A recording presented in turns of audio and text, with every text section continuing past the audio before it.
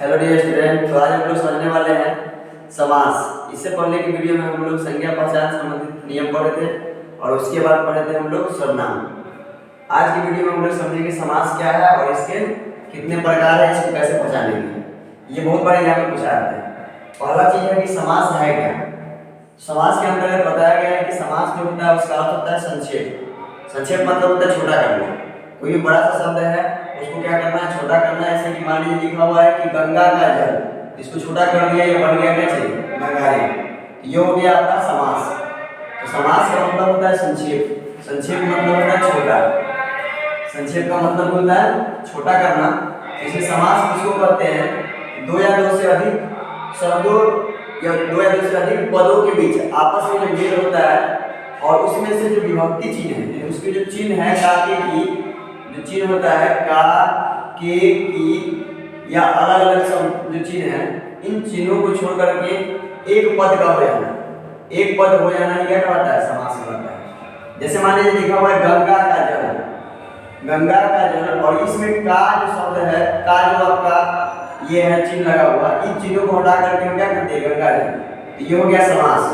जैसे लिखा हुआ है राजभवन, यानी राजा का भवन, तो ये न लिख करके हम राजा का भवन न लिख करके केवल लिख दिए हम राजभवन। तो राजभवन जो हो गया वो इसका संक्षिप्त रूप हो गया, छोटा सा रूप हो गया, जिसको हम बोलेंगे समास। समास को तोड़ना कहलाता है समास विग्रह। ये पूरा विग्रह समझिए इसको। समास को तोड़ना क्या कहलाएगा, समास विग्रह। जबकि संधि में तोड़ते थे विद्याजल और थी, तो ये संधि विच्छेद कहलाता है। जबकि यहाँ पे क्या कहलाएगा, समास को तोड़ना समास विग्रह कहलाता है।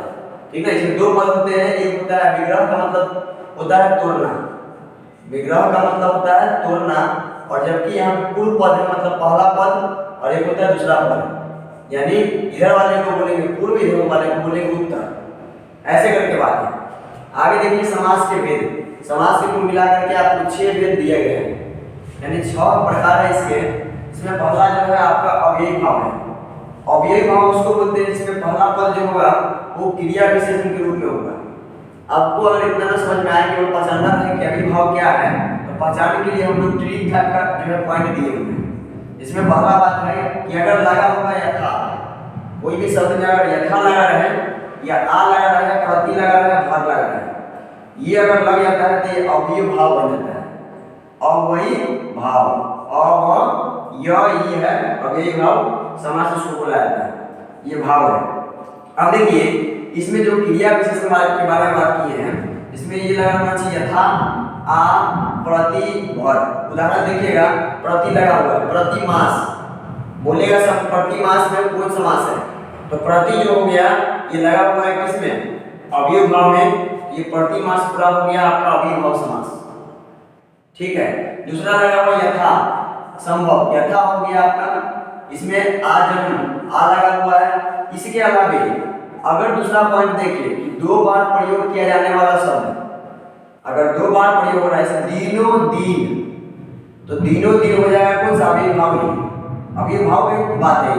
धीरे धीरे, 2 शब्द आप एक बार रिपीट हो रहा है, यानी एक शब्द बार बार रिपीट हो रहा है, धीरे धीरे, धराधर, सेम शब्द का 2 बार रिपीटेशन है, हाथों हाथ, तो ऐसे शब्द को भी हम बोलते हैं अव्ययी भाव। अव्ययी भाव करके बोलते हैं, अव्ययी भाव समास इसको बोला गया। दूसरा है द्विगु। द्विगु में बोला गया कि पहला शब्द पद जो होता है वो संख्यावाचक होगा। पद किसको बोलते हैं, तो राजा का भवन, एक पद राजा, दूसरा पद भवन, तो हो गया राजा का भवन। ये पहला पद, दूसरा पद। तो वैसे यहाँ पर देखिए कि पहला पद जो है पंच पात्र में, तो पंच मतलब होता है 5, त्रि पहला पद भुवन, चौराहा, चौक, पंचवटी, पंच अवटी, 2 अलग अलग भाग में तोड़ना। पहला पद होता है उसको बोलते हैं हम लोग पहला पद, यानी कि इसको बोलते हैं पूर्व पद और उत्तर पद। तो पूर्व पद क्या होना चाहिए, पहला पद संख्यावाचक अगर हो, तो जैसे पंच मतलब 5, त्रि मतलब 3, चौ मतलब 4, पंच मतलब 5, तो ऐसे शब्द को बोलते हैं हम द्विगु समास। कौन समास है, द्विगु समास है। उसके बाद है द्वंद्व समास। द्वंद्व समास किसको बोलते हैं, जिसका दोनों पद प्रधान हो। सभी मतलब क्या होता है, दोनों पद, क्योंकि कितना होता है, मतलब 2 ही पद होता है, 2 पद होगा, एक पूर्व पद उत्तर पद, तो दोनों पद क्या होना चाहिए, प्रधान होना चाहिए। प्रधान होने का मतलब कि दोनों पद जो है मेन हो, मेन दोनों पद सही रूप में काम करता है। विग्रह में कोई चिन्ह लगा होगा तोड़ने पर आ मतलब और तथा इथा की मात्रा है और एक है एवं। ये तीनों शब्द तोड़ने के बाद अगर पता चले जैसे भाई और बहन और लग रहा है, इसमें और लोप हो गया, और जो शब्द है ये क्या हो गया, कट गया। यहाँ हो गया भाई बहन, और इसमें ध्यान रखना प्रतियोजक चिन्ह लगा है, यानी द्वंद्व में पहचानिएगा ई चिन्ह से पहचान लीजिएगा, इसको बोलते हैं योजक चिन्ह। आगे देखिए माता पिता, बेटा बेटी, पाप पुण्य, इस तरीके के जो शब्द होते हैं इसको हम बोलते हैं क्या चिन्ह, द्वंद्व समास।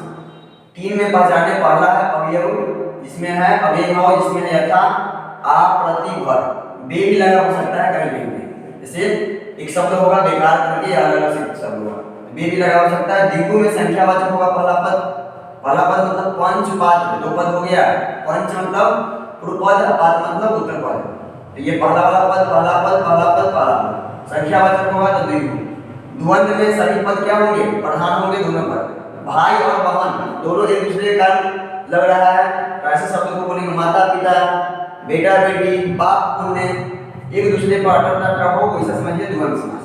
आगे है कि इसी का बात है द्वंद्व का ही कि एक ही अर्थ के पदों के मेल, जैसे हो गया मोटा, मोटा ताजा, सुने होइएगा, बाल बच्चा, कपड़ा लत्ता, उसके अलावा है दिया बाती, मार पीट, ये दोनों लग रहा है एक दूसरे का क्या है, जुड़ाव है, उसमें चिन्ह भी लगा हुआ है, पहचान लीजिएगा। चौथा पॉइंट में है तत्पुरुष समास। तत्पुरुष जिसका अंतिम पद प्रधान हो, पूर्व पद नहीं, जिसका अंतिम पद प्रधान हो उसको बोलते हैं हम लोग तत्पुरुष समास। इसमें तोड़ने पर यानी विग्रह करने पर जो है वो का के की या उसके अलावा में के लिए और उसके अलावा से ये लगा हुआ, तो आप समझिएगा क्या चीज, इसका विभक्ति को क्या कर रहा है, इसको हम लोप कर रहे हैं, तब आप समझ आइएगा कि ये जो है वो कौन सा है, ये है आपका तत्पुरुष। लोप कैसे हो गया, देखिए राजकन्या, तो राजकन्या करने का मतलब क्या है, राजा के कन्या, राजा के कन्या, तो राजा के कन्या यहाँ पे के गायब हो गया, ठीक ना। यहाँ पे चीनी मार, चिड़िया को मारने वाला, तो को गायब हो गया।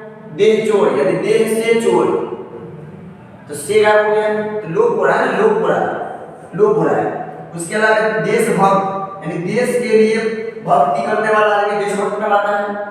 नेत्रहीन यानी आंख से हीन, नेत्रहीन। गंगा जल, गंगा का जल, ये गंगा और जल दो अलग अलग चीज हो गया, दो पद। उसके अलावा दानवीर, ठीक ना, यानी दान में वीर, दान करने वाला आदमी, ये सब शब्द जो हुआ एक तत्पुरुष का हो गया। उसके अलावा कुछ और देखिए, इधर है तत्पुरुष के बाद बहुव्रीहि। बहुव्रीहि में बताना बहुत आसान है कि कोई पद इसमें प्रधान नहीं होता है, बहुत अच्छी बात है कि इसमें कोई पद प्रधान नहीं होगा, कोई तीसरा अर्थ निकलेगा। जैसे दशानन, ठीक ना, यानी दशानन मतलब देखिए 10 मतलब है 10 और अ बन गया आ, ये आ है तो आनंद यानी 10 है जिसके आनंद, तो कौन हो गए, रावण।